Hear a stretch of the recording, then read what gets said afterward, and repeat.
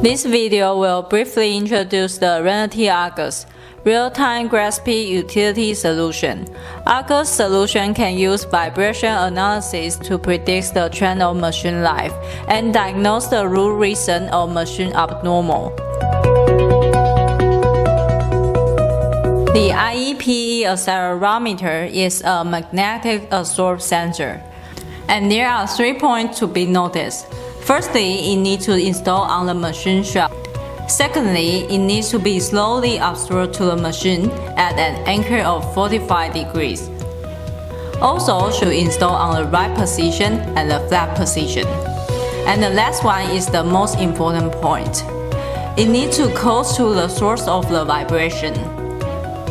On the other hand, users should avoid absorbing straight up at a vertical angle of 90 degrees and do not absorb on uneven position.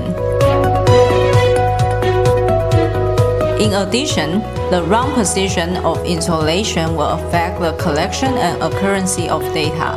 After sensor absorb on the position, user can link to the exclusive web to check the status of vibration chain.